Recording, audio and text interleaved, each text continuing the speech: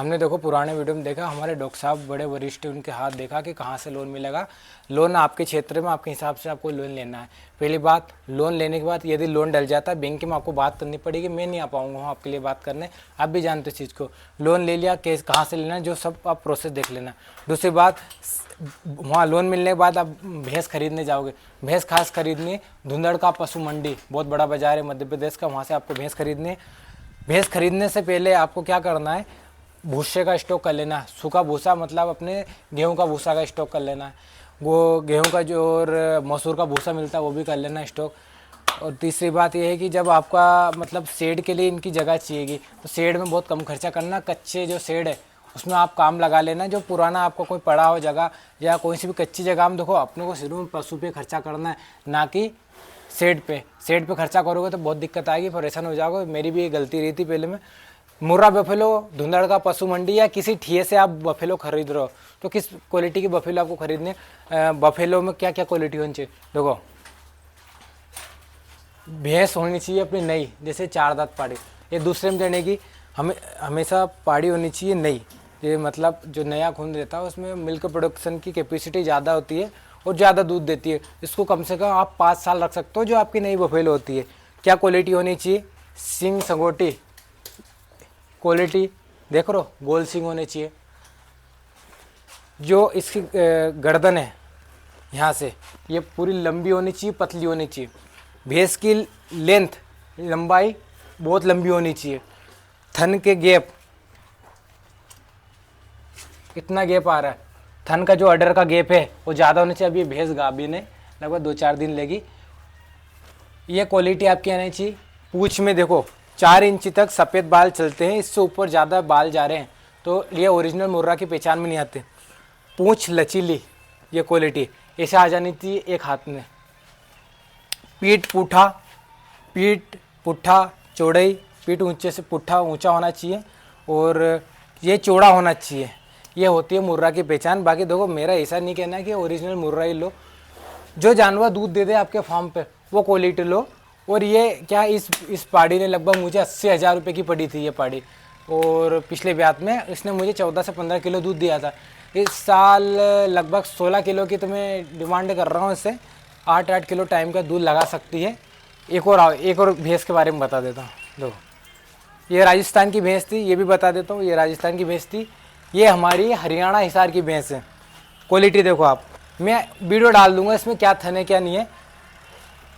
Extra सफ़ेद बाल नहीं होने चाहिए जो मैंने बताया। इधर आओ बिल्टू भैया।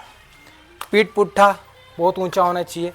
क्वालिटी लचीली पूंछ होनी चाहिए, जो ऐसे आ जाए एक ही बार में, ये आ जाए ऐसे। ये क्वालिटी हो गई। ब्लैक नेक चमक होनी चाहिए भैंस के ऊपर। ये देखो कुंडल सिंह, इसको बोलते प्योर हरियाणा छोटे सिंह, समझ गए। लेंथ, हाइट, भारीपन जानवर के अंदर अच्छी। और एक और भैंस का एग्जांपल ले देता हूँ मैं। ये भूरी भैंस हमेशा मतलब एक मेरे साइड से एक एक्स्ट्रा चीज बता, भूरी भैंस व्यापार और खूंटे की शुभ मानी जाती है। जहाँ पे ये बंदी रहती है ना तो वहाँ नेगेटिव एनर्जी कम लगती है। तो आपके पास कभी भूरी भैंस मिले तो वो आप भी खरीद सकते हो। लगभग ये मैंने ली थी 1,15,000 में। क्वालिटी 15 किलो दूध दिया था। ये होती भैंस, ये है क्वालिटी। भूरी भैंस में तिल देख लेना, तिल होनी चाहिए। थन सेपरेट है, पूछ, अडर का गैप, क्वालिटी, चमक सब रहेगी। एक भैंस का और एग्जांपल देखो, मेरा काम है आपको सिखाना, मैं एग्जांपल देते रहूँगा जब तक आप ना सीखोगे। चलो उठो, बन्नी बेटा उठो।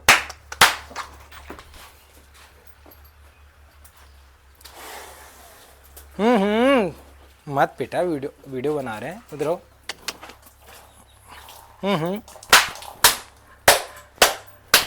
क्या होता है, ये राजस्थान के मारवाड़ की भैंस, अनूपगढ़ भैंसाना की भैंस, जिसको बोलते हैं कुंडल मुर्रा, है ना।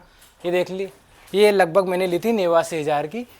15 किलो पिछले ब्यात में दिए थे और इसकी एक उम्र बढ़ गई, थोड़ी सी उम्र इसे चौथे ब्यात में लगभग 15-16 लीटर दूध ये भी निकाल देगी। अभी खाली है भैंस, सुबह इनका दूध निकल चुका है और लगभग 11 बजे टाइम हो रहा है। अभी अडर भरा नहीं है। पिंटू भैया अडर देखो, अभी जब इसका अडर भरेगा तो शाम को इससे चलने की नहीं बनेगी। इसका ऑर्डर बनेगा तो शाम को इससे चलने की नहीं बनेगी। क्वालिटी, थनों का गैप, और एक मेन चीज़ आपको बता देता हूँ, आप एनिमल परचेस करते हो तो क्या दिक्कत आती है वो आगे बताने वाला हूँ। एक और बता देता हूँ, ये हरियाणा के हिसार की बफेलो, ये इससे मत डरना। देखो जन्म से रहता है, कुछ भी आप सोचो सफ़ेद टीका यूट्यूब पे देखा, ये बार बार बताता हूँ आपको, लचीली पूंछ है, एक्स्ट्रा सफ़ेद बाल नहीं है, ऑर्डर की क्वालिटी। अभी ये 12 महीने हो गए इसको दूध देते रहते, अभी गाभिन पे को लगभग 4 महीने की है, 12 महीने हो गए, लेट करवाई थी। अभी भी इसके पास 10 किलो दूध तैयार है, 5-5 किलो टाइम का दूध। ये होती है ओरिजिनल मुर्रा की पहचान। ओरिजिनल मुर्रा ऐसे लपक दूध देती है। ऑर्डर थन देखो, क्वालिटी, इसको बोलते हैं क्वालिटी। क्वालिटी से कॉम्प्रोमाइज़ कभी मत करना, सेट बनाने में कम खर्चा कर देना। एक बहुत खास भेज बताने वाला हूँ, देखो जाओ पिंटू, कैमरा दूर ले जाओ, दिखेगा नहीं, दूर ले जाओ। ये है हरियाणा के हिसार की क्वालिटी, लंबाई चौड़ाई देखो आप, ये होती है क्वालिटी हमारे हरियाणा की भैंस की। थन इसका लगभग हमने पिछले ब्यात में 16 किलो दूध निकाला था। 8 महीने की गाभन है, 2 महीने और लेगी जनने में। इस बार मैं 18 किलो का रिकॉर्ड मान रहा हूँ, 18 किलो ये दूध दे देगी। ये क्वालिटी होती है।